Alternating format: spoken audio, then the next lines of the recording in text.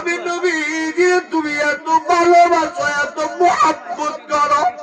আল্লাহর নবী ডাক দিয়া কয় সাহাবীরা রে, কত সময় পর্যন্ত মুমিন হতে পারবা না যত সময় পর্যন্ত তোমার সন্তানের চাইতে বেশি, মার চাইতে বেশি, বাবার চাইতে বেশি, পৃথিবীর সব কিছুর চাইতে বেশি আমি নবীজিরে ভালোবাসতে পারবা না, তত সময় পর্যন্ত মুমিন হইতে পারবা না।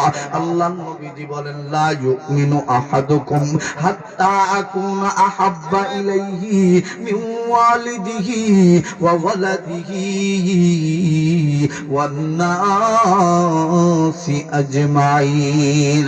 আল্লাহর পয়গম্বর নবীজির সাহাবায়ে কেরামগণ কতটুকু ভালোবাসতেন। এ বন্ধু, নিজের সন্তানের চাইতে বেশি, জীবনের চাইতে বেশি, দেশের চাইতে বেশি, দুনিয়ার সব কিছুর চাইতে বেশি আমার নবীজির সাহাবায়ে কেরামগণ ভালোবাসতেন। এ বন্ধু রে, দিল তারি নরম করি দিয়া কথাগুলি শোনো।